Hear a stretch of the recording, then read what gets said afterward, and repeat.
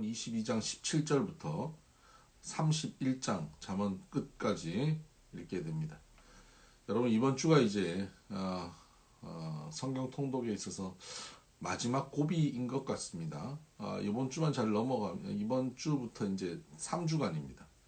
이번 주부터 3주간 요거 고비 넘어가면 성경 통독 하는 겁니다. 오늘 잠언 마무리하고요. 내일 전도서 아가서 읽고 그리고 나서 이사야로 들어가거든요. 이사야, 예레미야, 에스겔 넘어가면 끝입니다. 요거 넘어가는데 한 3주 걸립니다. 요거만 힘내서 오늘 내일 잘 준비했다가 3주간 이제 힘내서 잘 넘어가십시다. 그래서 통독 꼭 이뤄야죠. 네. 오늘 우리가 읽게 될 그 잠언 22장 17절부터 31장까지 말씀을 묵상할 텐데, 잠언은 늘 얘기하듯이 하루에 한 장 정도 묵상하는 게 가장 좋고요. 오늘 제가 말씀을 같이 나누고 싶은 파트는 25장입니다. 잠언 25장. 25장 보면 이것도 솔로몬의 잠언이요 유다왕 히스기야의 신하들이 편집한 것이니라. 그러니까 솔로몬의 잠언인데 히스기야 시대, 히스기야 왕 시대에 그들의 신하들이 편집한 것입니다. 히스기야 시대에 영적 부흥이 일어나고 종교 개혁이 일어나죠. 그러면서 하나님의 말씀을 다시 한번 정리하고 또 많은 백성들이 그 말씀을 나누는 그런 과정들이 있었는데 그때 편집됐던 말씀들입니다. 25장 2절을 보면 이를 숨기는 것은 하나님의 영화요 이를 살피는 것은 왕의 영화니라. 이를 숨기는 건 하나님의 영화고요 이를 살피는 것은 왕의 영화예요.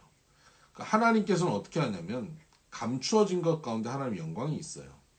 여러분, 우리의 삶 가운데 그냥 감추어져 있는 하나님의 영광들이 참 많아요. 삶의 모든 영역 속에서 하나님의 영광이 깃들여져 있습니다. 우리 삶의 모든 영역 속에서. 그래서 그 속에서 하나님의 뜻을 우리가 찾아가고 발견해 가다 보면 거기서 하나님의 영광을 우리가 누리게 됩니다. 우리가 우리의 삶에 우리 각자 삶을 맡겨주신 우리의 삶의 어떤 리더십을 가진 사람, 당시에는 왕이죠. 우리 삶의 리더십을 갖고 있는 우리 각자가 우리 삶에 감추어져 있는 하나님의 영광을 찾고 발견하면서 그 영광을 누리게 되는 것. 이것이 우리가 누리게 될 영광이라는 것이죠. 이를 숨기는 것은 하나님의 영광이고 이를 살피는 것은 왕의 영광입니다.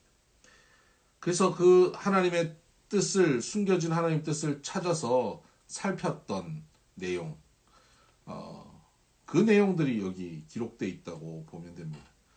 하나님의 뜻, 감추어져 있는 하나님의 뜻을 찾아서 좀 기록해 놓은 것입니다. 여기 대략 제가 이 중에 나눌 만한 것들을 제가 좀 찾아서 나누려고 하는데요. 한 11가지 됩니다. 4절, 5절을 보면 은에서 찌꺼기를 제하라. 그리하면 장색에 쓸만한 그릇이 나올 것이요. 왕 앞에 악한 자를 제하라. 그리하면 그의 왕위가 의로 말미암아 견고히 서리라. 그릇 속에서 은에서 찌꺼기를 제하면 깨끗한 은그릇이 나온다는 것이죠. 그것처럼 왕 앞에 악한 자를 제하는 것, 그때 왕위가 견고하게 선다는 겁니다. 그래서 우리의 삶 속에서 우리가 거룩하고 온전하게 살기 위해서는 만남을 조심해야 됩니다. 아무나 만나고 아무나 교제하면 안 되는 겁니다. 악한 자들, 세속적 가치관을 가진 자들과 함께 교제하는 것 바람직하지 않습니다. 그런 관계, 나에게 늘 만나면 좋지 않는 영향을 미치는 사람이 있다면 그 관계를 좀 정리해야 할 필요가 있습니다. 두 번째, 6절, 왕 앞에 스스로 높은 채 하지 말며 대인들의 자리에 서지 말라. 뭐뭐 하는 채 하지 말라는 거예요. 높은 채 하지 말고, 아는 채 하지 말고, 잘난 채 하지 말라는 거죠. 겸손하라는 겁니다. 겸손하는 가운데 하나님이 주시는 영광이 있습니다. 세 번째, 8절, 너는 서둘러 나가서 다투지 말라. 마침내 내가 이웃에게 욕을 보게 될 테니 내가 어찌할 줄을 알지 못할까 두려우니라. 다툼 앞에는요, 뭐가 있냐면 서둘러서 하는 다툼이 있어요. 그러니까 순간 흥분하는 겁니다. 그 순간 흥분에 흔들리지 말라는 겁니다. 여러분, 좀 흥분하고 화가 나면 그 시간을 좀 지나야 됩니다. 서두르지 말아야 됩니다. 화가 날 때는 서두르지 말아야 됩니다. 침착해야 합니다. 네 번째, 너는 이웃과 다투거든 변론만 하고 남의 은밀한 일은 누설하지 말라. 이웃과 다투면요, 이겨먹고 싶죠. 이겨먹고 싶으면 어떻게 하냐면 공격합니다. 상대의 약점, 상대의 비밀, 상대의 문제점들을 막 부각시켜서 상대적으로 내가 옳은 것을 보여주고 싶은 것이죠. 상대가 얼마나 잘못했는지를 통해서 내가 반면 내가 옳은 자리에 있다 하는 것을 보여주고 싶은 거죠. 그렇게 하지 말라는 겁니다. 남의 은밀한 일은 누설하지 말고 네가 하고 싶은 너의 변론만 하라는 거예요. 그냥 내 입장에서 내가 주장할 수 있는 변론만 하고 상대의 문제점은 지적하지 말라는 겁니다. 그렇게 남의 비밀을 누설하고 다니면 결국 우리를 향한 악평이 떠나지 않을 것이다 라고 10절에 말씀하고 있습니다. 다섯 번째, 경우에 합당한 말은 아로새긴 은쟁반의 금사관이라. 경우에 합당한 말, 적당한 말, 이런 게 굉장히 중요합니다. 이건 우리가 소망해야 합니다. 하나님, 우리가 경우에 합당한 말을 할 수 있게 하여 주옵소서. 말이라고 다 말이 아니, 사실이라고, 진리라고, 옳다고 그 말을 하는 것이 옳은 게 아닙니다. 뭐 자녀에게 부모가 하는 말이 다 옳은 말이고 너 잘 되라고 하는 얘기지만 그것이 경우에 합당하지 않아요. 은쟁반의 금사과 같은 말이 되기를 기도하십시다. 12절 보면 슬기로운 자의 책망. 그러니까 은쟁반의 금사과 같은 입술을 가진 사람들의 책망은 그것을 청종하는 귀의 금고리와 정금 장식이니라. 야, 그러니까 우리의 입술이 이 경우에 합당한 말을 할 수 있는 입술이 되면 우리가 하는 말을 듣는 자, 듣게 되겠죠? 경우에 합당한 말이고 은쟁반이 금사가 같고 슬기로운 말이니까요. 그럼 그것을 듣는 자는 귀에 금고리와 정금 장식을 하는 것과 같다. 그냥 듣기만 해도 존귀해지는 것이죠. 여러분, 우리의 입술이 이런 입술이 되면 우리 주변에 있는 이들이 우리와 대화하면 얼마나 행복하고 즐거워지겠습니까? 여러분, 우리와 대화하면 주변 사람들이 존귀하여질 수 있는 그런 입술이 됐으면 좋겠습니다. 어떤 사람 말하고 나면 상대방이 굉장히 기분 나빠지는 경우들이 있어요. 그 말 한마디로 상대방이 아주 마음이 상하는 경우들도 있고, 말하고 나면 상대방의 자존감이 확 꺾이는 경우들도 있습니다. 우리의 말이 상대방을 존중해주고 높여주고 소망을 가지게 하는 그런 입술이 되길 바랍니다.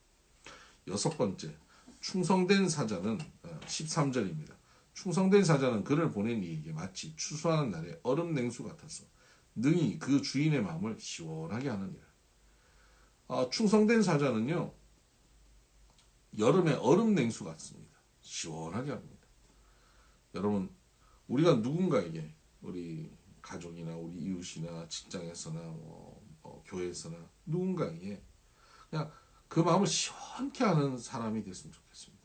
그 만나면 얘기하고 하면 그 오고 가는 대화 속에서 말이 통한다, 시원하다, 믿을만하다, 저 사람은 내 마음을 시원케 한다, 그런 관계, 소통될 수 있는 관계, 그런 관계가 되기를 바랍니다. 이런 사람들이 하나님의 영광을 누리는 사람들.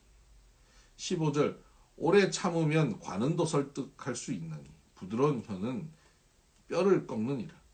가장 강력한 무기는 인내와 부드러움입니다. 소리 지르고 윽박 지르고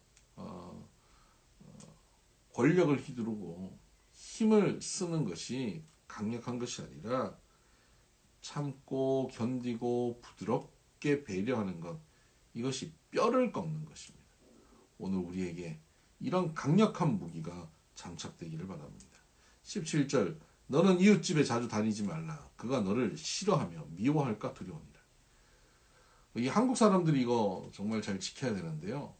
서로 친하면 한없이 그냥 친하게 지내려고 해요. 조금 친하고 서로 좀 말통하고 서로 좀 알게 됐다 그러면 얼마나 서로에게 간섭하려고 하는지 몰라요. 그러니까 뻔질나게 이웃집에 드나들려고 합니다. 바운드리라는 것을 지켜야 됩니다. 서로의 삶에 그 바운드리가 있습니다. 개인의 간격이 있어요. 그것을 함부로 침범하면 안 됩니다. 아무렇게나 그냥 쑥 들어가면 안 되는 거예요. 예의와 매너를 지켜야 됩니다. 가까울수록 그렇습니다. 친할수록 상대방에게 예의와 매너를 지켜야 합니다.